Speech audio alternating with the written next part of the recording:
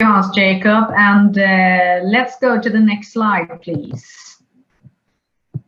Well, first I would like to thank the CEP for inviting me to this really important discussion on how to tackle violent right-wing extremism and the challenges that we meet in regard to their networks.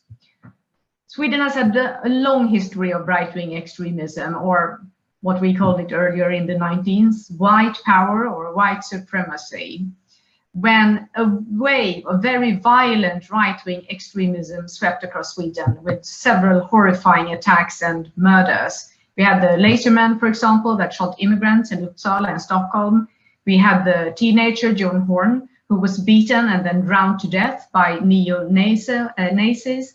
And we also had the Alexander police murders. So probably as no surprise, the violent right-wing extremism, which is a current term used by the Swedish Security Service, is one of 3 extremist scenes that the Security Service monitors, and of course from a criminal offense perspective.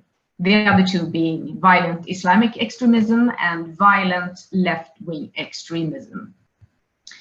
The violent right-wing extremist scene has, as I said earlier, been monitored by the Security Service for decades, even though its focus on the movement has changed over time, really depending on their activities.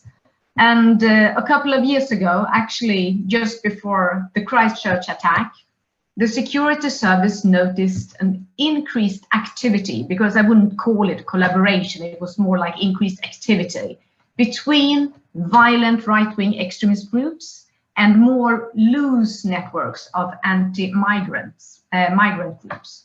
And it was probably a delayed reaction to the Syrian refugee flow in 2015, because we had some worrying tendencies already earlier. In the 90s, for example, organized violent right-wing extremists had moved to smaller villages, and their presence became more and more noticeable. Threats against politicians, journalists, researchers became more common, and it was notable that the violent right-wing messages on social media had an impact on traditional media as well as political life. Journalists started to consider whether or not it was worthwhile to publish articles on violent right-wing extremism, since many of them knew that threats and harassments would follow, and the same was true for politicians. So locally, it really created difficulties to engage in preventive measures, as politicians, organizations, and journalists felt threatened by the presence of violent right-wing extremist groups. And today, we can see that the threat posed by these groups has gradually increased, and we all know why. A more polarized society, increased online activities, mistrust in political institutions, etc., have contributed to this development. I think we should change slide, please. So, how does Sweden meet this threat? Well, during the past 5 years, the government has substantially increased the capabilities to prevent and counter violent extremism and terrorism, not only through additional resources to the police and the security services. I have to say that the first years as a CTC for Sweden, I was just amazed to note the number of changes introduced to Swedish legislation with a connection to counterterrorism, as well as a number of inquiries to look into new and possible legislation. And looking at legislation, one of the most recent legal change entered into force in March last year, when the criminalization of collaborating with terrorist organizations was introduced. So far, no violent right-wing extremists has been prosecuted and sentenced for terrorist offenses, but the new criminal offense is yet to be tried. An all-party committee has proposed to introduce a provision in the Constitution that provides an opportunity to restrict the freedom of association by law with regard to associations that engage in or support terrorism. And based on that proposal, the government has commissioned an inquiry to submit proposal which entail the introduction of a special criminal liability for participation in a terrorist organization. And this assignment must be reported no later than April next year, 2022.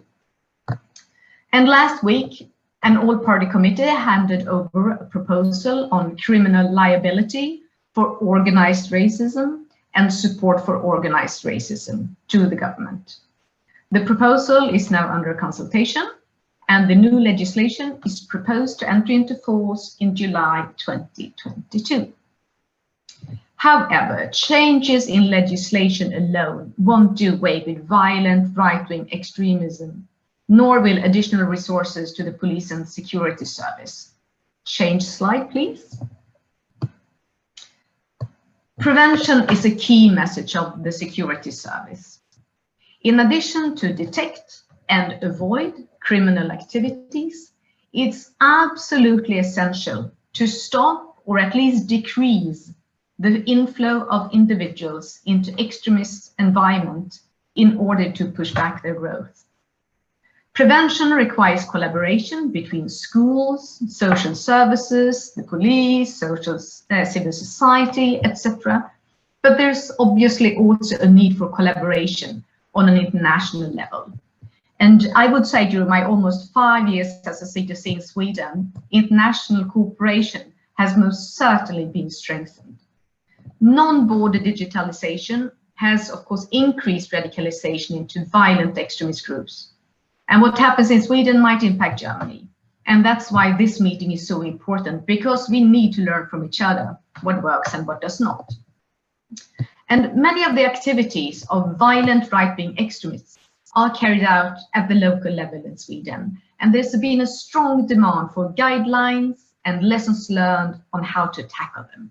We have freedom of speech, and all views are welcome, but hate speech is not. So where do we draw the line?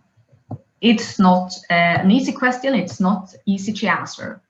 But in Sweden, we try to respond to the demand. So in 2018, we established a National Center for Prevention of Violent Extremism with the task to give support to professionals working at the local level. And the center gathers representatives from relevant municipalities to exchange experiences and lessons learned on how to prevent violent extremism. The center has also the task to develop better coordination and cooperation between national, regional, and of course the local level. And it has been quite successful in doing so. It's also possible to apply for funding for various projects on preventing violent extremism. And the center undertakes studies and analyses on their own as well. And one of the most recent report focuses on violent right-wing accelerationalism. Difficult word to say. And last week, the center, together with the Swedish Defence Research Agency and the Swedish Defence University, hosted a seminar on violent right-wing extremism and its link to the pandemic. And one of the conclusions drawn was that society as a whole must, and we as individuals must, act together to prevent and counter violent right-wing extremism. Another conclusion was that the strong link between anti-Semitic conspiracy theories and violent far-right extremism.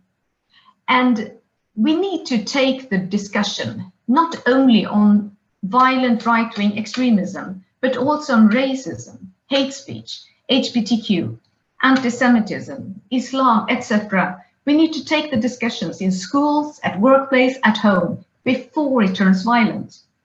And we need to understand better why right-wing extremism is becoming more popular without infringing on our freedom of expressions. It's a delicate task, but it's absolutely necessary to do so. So I really look forward to these 2 hours of discussions that we will have today, and stand ready to respond to questions. Thank you.